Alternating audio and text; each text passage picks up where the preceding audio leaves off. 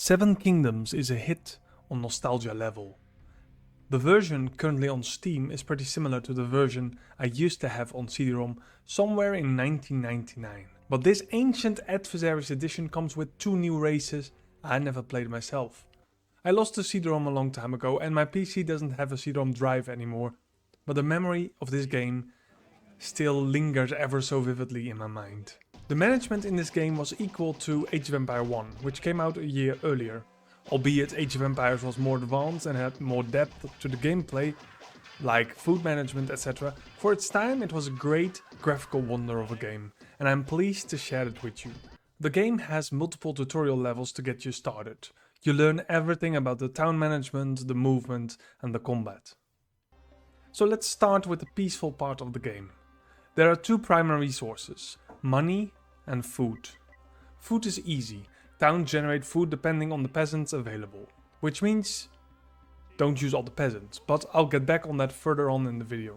Towns also generate money, which is your second resource. You can tax the towns to do so, and depending on how high you tax, the loyalty will drop. Towns with more people naturally generate more income. You also learn that trade is everything in this game. It is the alternative way to make money, and caravans must be micromanaged to the greatest of detail.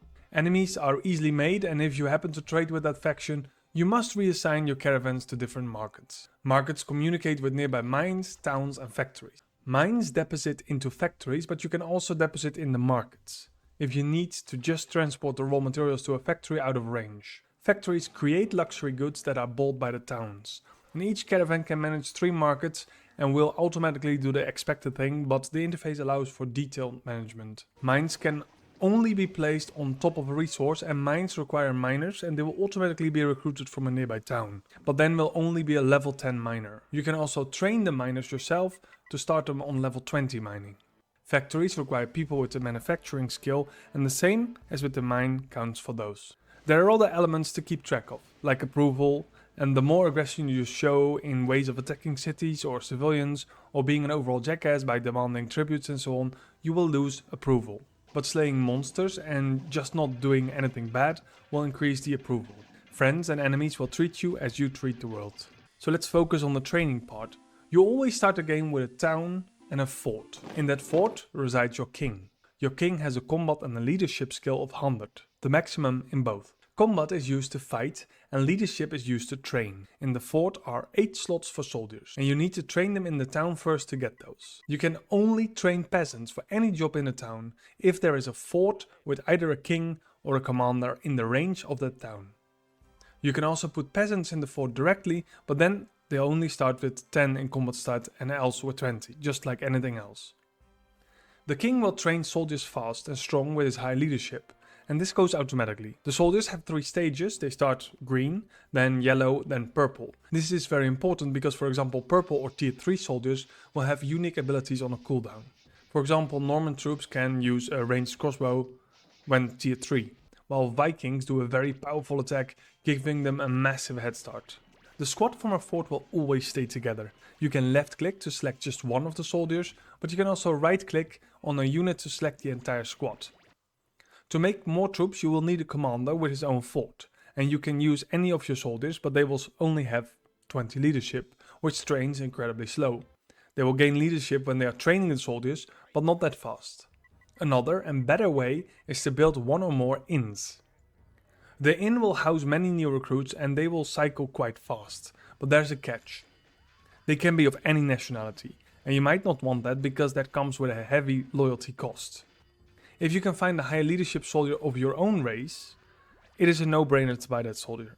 You can then promote it to commander directly and his loyalty will go up fast, especially if he has troops to train and is in a fort. But as long as the king is in a connected fort, it's rather safe to have all the nationalities in your town.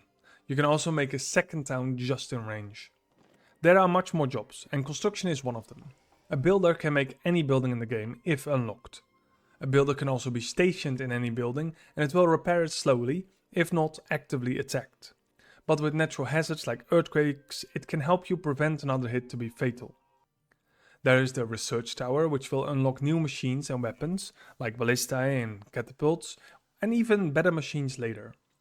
There's also the war factory to make the machines that you have researched. And you can also make spies to do all kind of damage to the enemy or even take over buildings.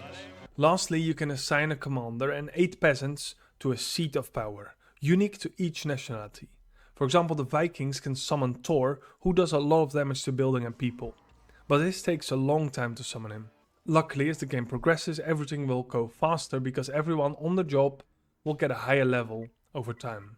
To start a game, there are a few options. Best to start the tutorials and do all of them.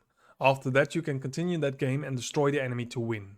Then you have the options between starting a sandbox normal game, a multiplayer game, or even a scenario if you are getting good at the game. Scenarios are unique maps with unique quests. For example, there is a scenario where in 4 years, which is very short, the opponent must be destroyed, but this opponent is on the other side of some water, which means a harbor with transport ships is required.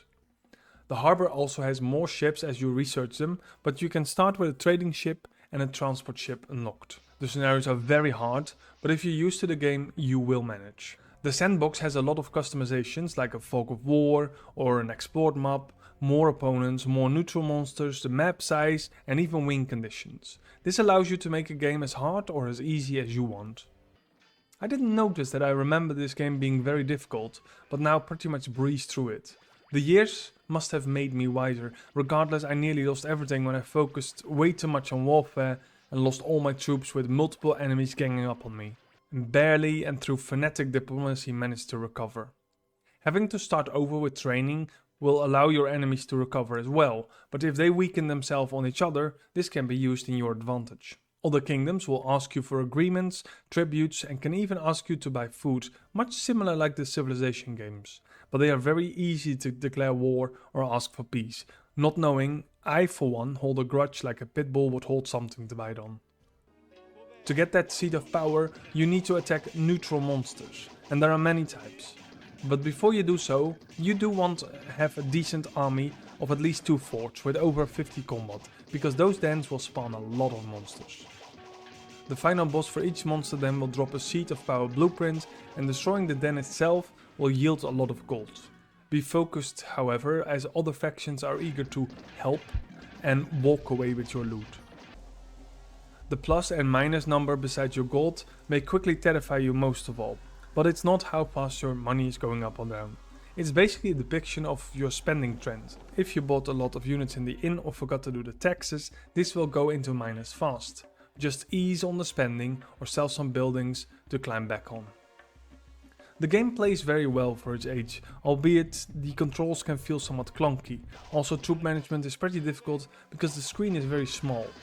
The HUD is very big and there are no hotkeys to select the troops easily as far as I could find, like Control 1 or something similar. 1 to 9 controls the game's speed and 0 poses the game, which can be beneficial to reorganize. Overall, the game was an absolute unique and great game and is still very well playable through Steam. Be careful with alt-tabbing, however, as that will leave you with a broken game. The learning curve is not that steep, and once you've done a few matches you probably know all the ins and outs. I hope you like this guide. If you do, like the video and of course subscribe, as we showcase a lot of great games of the past and some promising games of the future that deserve some more love and attention. Thank you for watching.